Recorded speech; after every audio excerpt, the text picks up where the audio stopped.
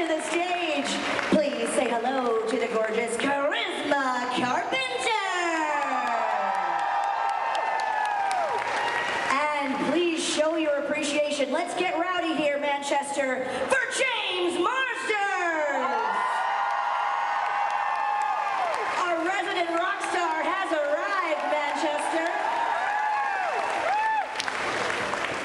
We are so thrilled to have you guys here. Give it up for the cast of Buffy and Angel.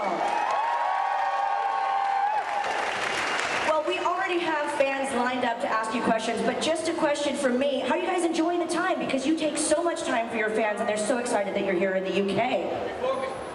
Before we start, could I ask a favor? Do you guys want to be on my social media? Okay. When I say action, just raise your arms like you won the World Cup. Right on? All right.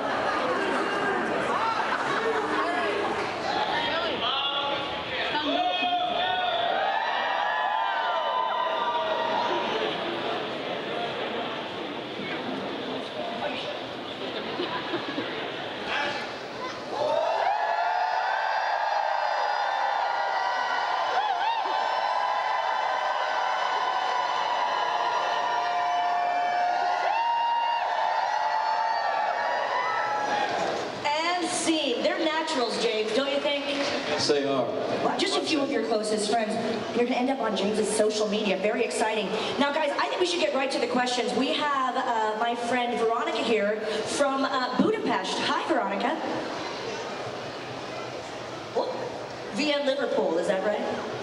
Can you hear me now? There she is. So, I have a request, and if you're not comfortable with it, that's okay. Anthony Giles recently passed away, and if you would be okay to share something happy or fun memories of him, the way to remember him for this kind of questions that would Yeah, that's great.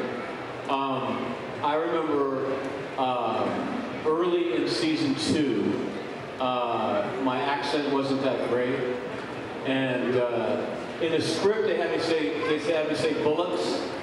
And it was written by an American, so it was spelled B-U-L-L-O-C-K-S. And I just did what I was told, and I said bullocks. And he came up to me and he goes, "We don't say it like that, you prat. You're embarrassing me back home, so I'm going to help you now." And he tutored me by force. He would just come at lunch when the new script came out. He wouldn't even knock. And he would just come in, and we would go over my lines, line by line, until he was satisfied that I was not going to embarrass him anymore. And I swear, without his help, I don't think the character would have lasted. Frankly, I think he was the best actor on Buffy, and I think he was also the best human. He was always patient, always kind. He was our rock. Yeah.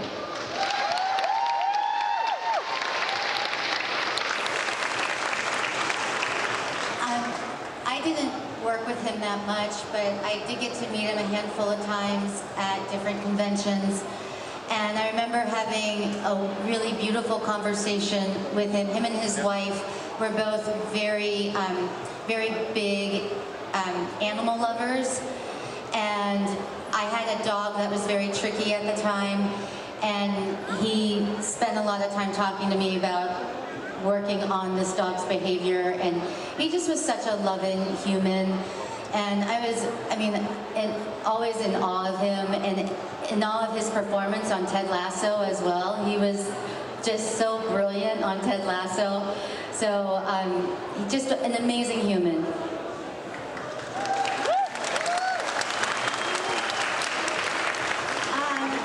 I didn't get to know him, sadly. I've just only heard amazing things. I have two thoughts about Tony. One of them is the first time I met him, I didn't know he was Giles. I didn't know why he was in the production office at all, actually. He was this British guy. He was wearing like a white kind of Hanes t-shirt, basic, with like jeggings, but they weren't jeggings then. They were sort of like flowy, but they had an elastic and they were striped. He had an earring. I did not know, and I was like, "That's Giles?" And I was very shocked you know, because I was new to acting and I wasn't used to seeing somebody be so different from their part. It just wasn't in my brain yet that like we could be diverse. And that was one story. And the second story is I was in my trailer and my trailer had been overtaken by ants. And I went to find a teamster who manages the trailers to give me some raid to kill the ants. And Tony said, just ask them to leave. And I thought, that's not going to work. But why I tell that story is he had so much respect for all forms of life that it just really spoke to the character, his character. And yeah, he was just a very gentle, caring, empathetic, compassionate human. Thank you. Thank you. Beautiful memories. Thank you so much, Veronica. Hey there, how are you? Feel free to pull that mic down if you'd like. You got it. My name's Holly, and I wanted to ask, what was your favourite season to film? Great question, Holly. I think we peaked for Buffy. I think we peaked in season 6. I remember we were filming Tabula Rasa, which is the episode right after the musical, and some of us were grumbling that we wanted to sing more songs. And I forget who it was, but one of the cast said, hey guys, I think maybe this is one of our best episodes too. And at that moment I thought, I think maybe this show is peaking. Because like a lot of shows, they're really good in season 1, and then season 2 is not quite so good, and then season 3 is not so good, and it's not as good. Buffy just kept getting better and better and better and better and better and better and better and better. And I think we peaked in season 6. 7 was good, but I think we were a little more serious. It wasn't quite as funny in season 7, just for me. But yeah, what about you? My favourite was season 2. Right on. Okay, yeah, I have to agree with you there. To be fair, I'm doing a first watch, so I'm only in halfway through season 2. But I thought that when it clicked for me, Buffy, was season 1, and it was when, I don't remember the name of the episode, I can't believe I'm saying that. Is it Passion? Or it was this, when we really see Buffy and Angel's relationship take hold and he's invited into her bedroom and he's waiting for her and she comes upstairs and she brings him food and he doesn't know what to do with the food because he doesn't eat food, so he's like fingering this Ziploc bag of like food, and it's really awkward and she thinks that he hates it and like, oh, I didn't get a plate, and like all this internal angst is happening. I just thought like, the love, when that clicked, that's when the show took off. But I think then Prophecy Girl, and then we have season 2 when she was bad, and then we have, I wouldn't say Bad Eggs, but like Halloween, and then now I'm starting with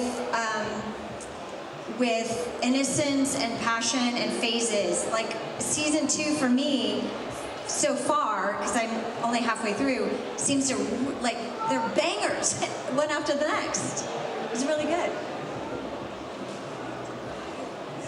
Yeah, well, for me, for Angel, I would say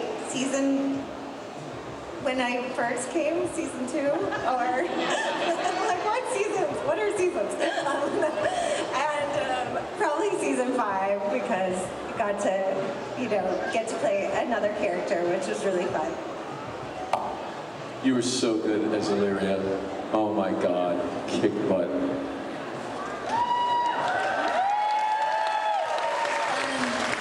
I mean, for me, obviously, season 2 of Angel, because there's an episode called Darla. That's the best episode ever of the whole show, of Buffy and Angel, is the episode called Darla, in my opinion. I'm not biased or anything. Thank you, Holly. Thanks so much. Hey, bro. My name is Harrison. Outside of film, I went to TV shows Buffy and Angel. Which do they prefer, Buffy or Angel? You're gonna start a fight right here on stage. No, for me they were the same show. You know, the writers were the same. A lot of the actors, we did both. The stunt crew was the same. The producers were the same.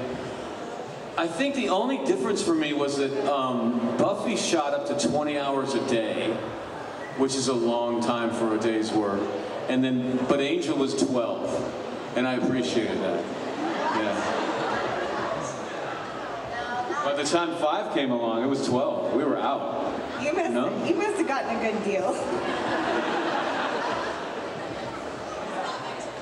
For me, I preferred Angel because there was more me. And there was more growth, more depth, more to do. Yeah. I'm gonna go Angel because I was only outing. And again, Angel, because there was an episode called Darla. There. Thank you, Harrison. Great Thanks, question. man. Hey there. Hi, I'm Kelly. If you were on a pin right now and you had to read your mind to save the world, what song would you sing? Anxiety. The world is doomed because it was like, I would sing Anxiety. You know how that anxiety. To Save the World? What song? All Is Love by Clem Snide. Check it out. Well, my husband has been producing Lost Boys on Broadway, and so I've seen it about 20 times, so I've got all those songs stuck in my head. And the finale is called If We Make It Through the Night, and I feel like that could maybe save the world. Thank you, Kelly. Hi there. How are you? My question is mainly for James, but you can also come in. What do you think would have happened if Spike hadn't got his chip? Like, do you think he would have become good by himself, or would he have to be off? You know, that's a great question. I didn't like the chip. You know, the whole problem when I came in season 4, that's when I was a regular, and I knew that the basic challenge was how do you get Spike to stop trying to kill Buffy? Because he can't kill her, and if he keeps failing to kill her, then it's going to get repetitive and cheesy. And I thought it would be really great if Spike fell in love with Buffy. Of course, she never reciprocates that. That would be ridiculous. And he could try to win her heart and fail every time. And it could be funny, or it could be really scary. You could go a million ways with that. And then they gave me a chip, which I was like, what? That's not as good, man.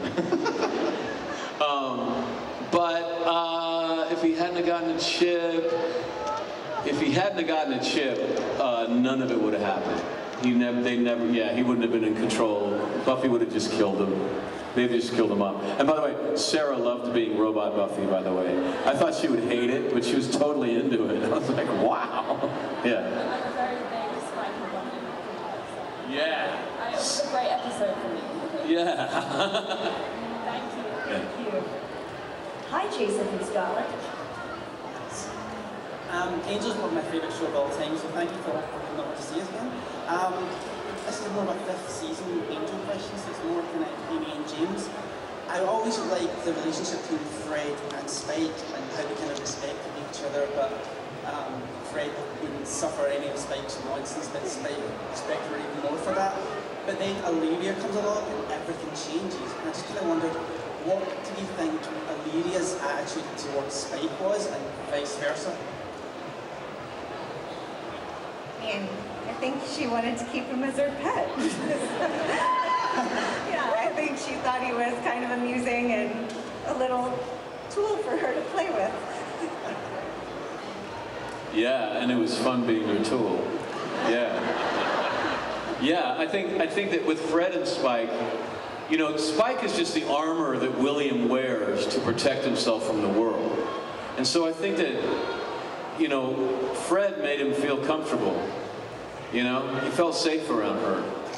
He wouldn't drop the armor, but inside he was like, oh yeah, I want more of that, you know. And then with Illyria, I think I was just trying to stay alive. Yeah. Hi, I'm Leanne. I'm very nervous. Oh, man. But I really appreciate you guys being here, so I've got a question for character, and what makes you mostly different to your character? Well, I am a bit of a foodie in real life, just like Darla. But I don't eat people. I think that's the biggest difference.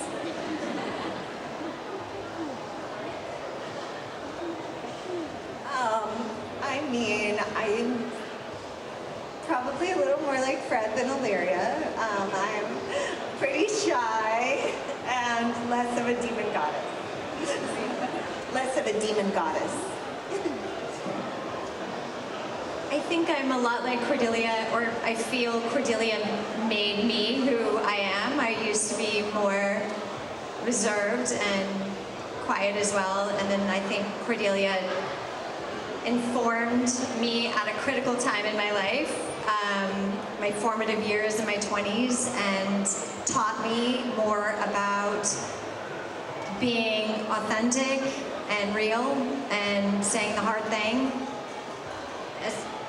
as lovely as possible, but still saying the truth. And I think what I'm not like I'm not as mean-spirited as she is. Early years. And I don't have superpowers.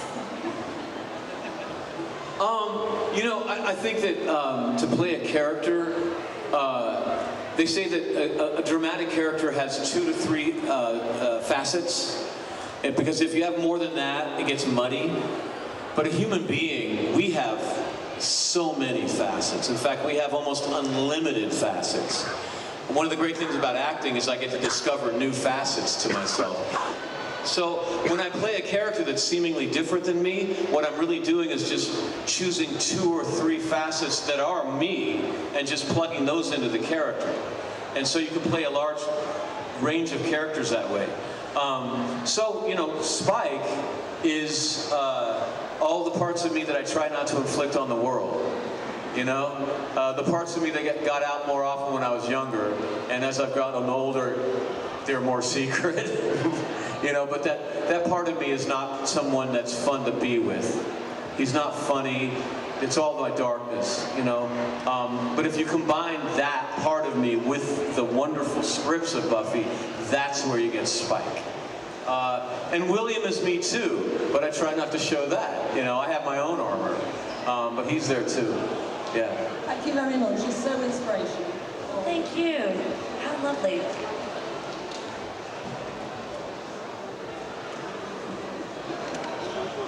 Don't you look amazing? Hi there.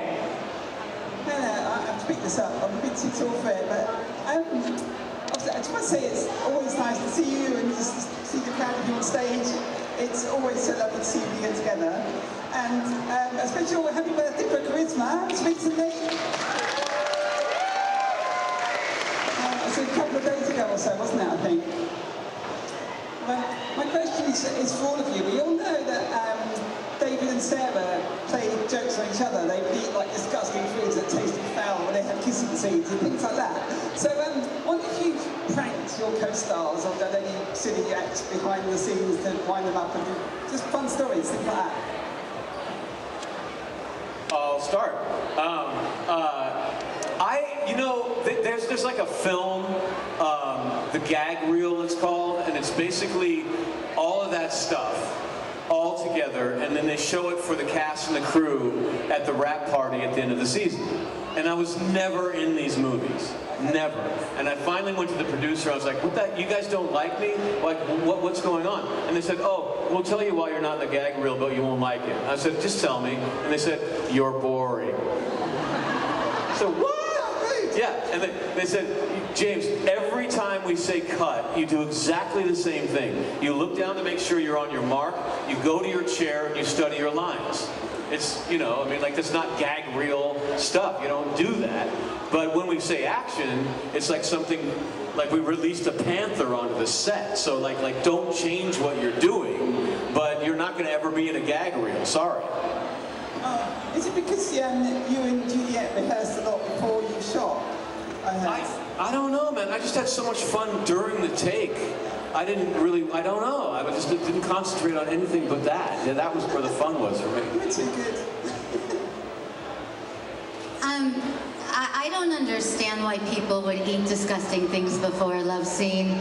When I do a love scene, I approach it like a real date, where I make sure I smell good, I make sure my mouth is clean. Yeah, I'm not much of a prankster, so I didn't pull any pranks on anybody.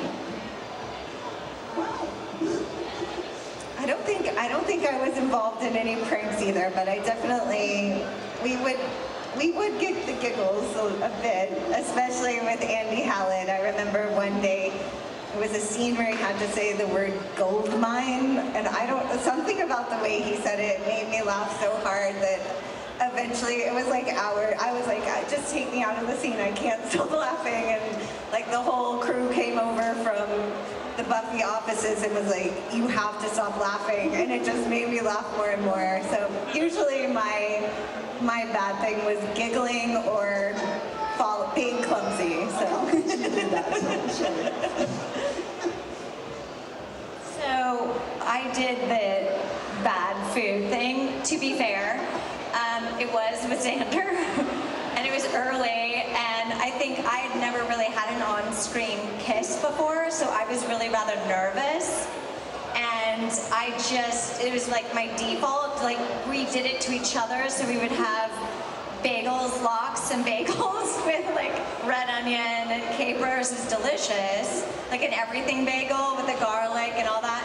So we would do that, but we both do it to each other, so it was sort of like, I guess I feel like it was like a tension releaser to just sort of be like, my breath is worse than your breath, and like, it's awful, you know, like, I don't know, I think that was why I did it. I probably would not do that to this day. I'm a seasoned actor, would probably brush my teeth, floss, make sure I'm fresh, like you said, but early on I was like, I don't know if I want to kiss, you know. We're learning very interesting acting techniques from Charisma today. I love it. That was great. Lovely memories. Thank you. Thank you so much. Very fun question. Hi there. My name's Deb. Sorry, I'm confused what I'm going to say. First of all, you're amazing, and you're an individual of interest. So, if you guys were also interested in interest alongside Root, how do you think your characters would react to Root's kind of psycho side? I'm so sorry. I've never seen Point of Interest. Person of Interest. I don't even have the title right. I've never seen it. I've seen Instagram. I've seen like clips. And I was actually thinking of Sarah Shaw, is it? Yeah, Shahi. Yeah, she's stunning. You were in a relationship with her in the show, right? I know tidbits, but I don't know enough to answer that question intelligently. Sorry. Amy, how would you react to I think Root would recruit all of these guys. They would all be going on the machine, and definitely. You know, it would be a very open. I think Shaw would be into an open relationship. Thank you so much. Rax, here we go. He's got some interesting questions. Buckle up. Hello, lovely to meet you guys. Firstly, you're iconic and you look sensational. So, you guys are the original Scooby gang. So I'm curious to know, if you were to team up with the actual Mystery Inc. squad to hunt down some demons, going down the line, which member of the Scooby-Doo gang would you choose to partner up with? First, let's start with you, James. I'd start with killing the dog, man. Yeah, he would have annoyed me. Roll, roll, roll, roll. So I would get off on the wrong foot with those guys. Yeah. That got dark real quick, James. Well, no, I wouldn't kill a dog. Oh, okay. I've never killed it. A Spike would have just drank the dog. Always blaming it on Spike. Oh, come on now. See, this is a thinker question, Rax. Is the question, who do you like relate with, or who do you feel like would be a good teammate for you? Velma. Good teammate. Velma. Yeah. Why is that? She's brilliant. She's smart. Yeah. I mean, I like Velma too.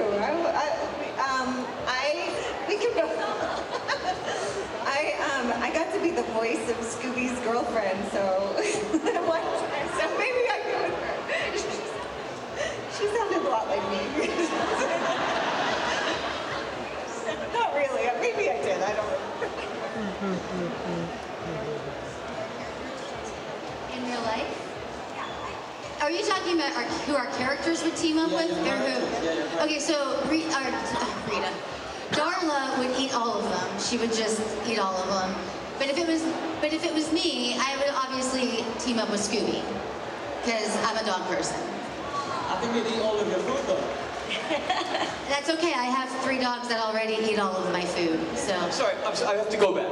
So, Amy, you were Scooby-Doo's girlfriend. Did you do that like that? Not a normal. We just had conversations. And you could understand them just fine. I don't That's think why I love barked or you. anything. Now I've got to go watch it. Oh my God, I've got to go watch that. Yeah. Fluent in Scooby. Thank you, Rax. Great question. Thank you. Hi there. My name's Cass, and I work at Bathroom Games. There's been a lot of talk over the years about the bathroom scene, and a lot of fans feeling like the functions is more of a catalyst for Spike's redemption, rather than a part of Buffy's own story. So if you could choose a different catalyst for Spike to fight for his soul, what would you like to see instead? Anything but that. Anything but that. Yeah. He would have to make a mistake so profound that it finally shocked him into seeing what he had become. And I have not given any thought to what that might be. It could be a million things. But if I could write it, the thing about the bathroom scene, what I told the producers were, like, everyone who watches Buffy is Buffy. That's the vicarious experience of storytelling. Like, whenever I watch Buffy, I'm Buffy. You know, that's how it works. And so I said, look, Buffy is a superhero and she can protect herself. She can throw him through a wall if she wants to. But the people watching the show, they're not superheroes, so I'm doing that to them. Psychologically, it's going to be really damaging and triggering to a lot of people. But they went with it anyway. Yeah. Yeah. Thank you. Hey there, looking cool. Hey, Spike. Hi guys, you alright? Thank you for coming to meet all your Buffy fans. It's awesome. Spike, so James, by the way, I've still got the code since 1992. It's got about 30 odd years. It's vintage now. It is, yeah. Thank you. So I had 2 questions. One for you, one for Spike. But the first one is, to drive through. What is your greatest achievement as your character in Buffy or Angel? And that's the first question. My second question is, James, as David was here yesterday, your co-star, I have to ask you, did you act like an old married couple yet in the hotel bar? Yeah, and by the way, did you call David Captain Forehead? The truth is, David and I get along so well in real life that when they call action, we can tear each other apart, you know? So if David and I were in a hotel bar, we would just swap old stories. But if Spike and Angel were in a hotel bar, there'd be a fight. Yeah. And then, sorry, just to repeat, my first question was for all of you, just in case you missed it. What was your greatest achievement as your character in Buffy or Angel that was growing up? Darla's greatest achievement was staking herself to save Connor's life. I mean, that was it. I would say personal achievement for like Fred was just like becoming part of the gang, like getting out of a room and making friends and. Yeah, that's good. Oh, sorry, can I say happy birthday, Christmas? Oh, yes, happy birthday. Thank you. I have no idea. I have no idea. These are really deep questions. I feel like I need to mull it over like a day and get back to you. I don't know what her greatest achievement was. I don't think her dying or she was like it was a. That's a tricky question for me. It's very triggering. No, I'm kidding. Of course, James, greatest achievement. I think I might say that, you know, sacrificing myself to save the world on Buffy or on Angel might be it. But no, it was kicking Angel's ass on his own show. Like, greatest achievement. Yeah. We love the honesty. Thank you, James. Great question. Thank you. Tell David I said that. Thank you for spending all your time with your Buffy fans and coming to see us. So, and again, since 1992. Yes. Look at the part. We love to see it. Round of applause. Vintage. Now, I've been told we have time for one final question and then got to get back to autographs.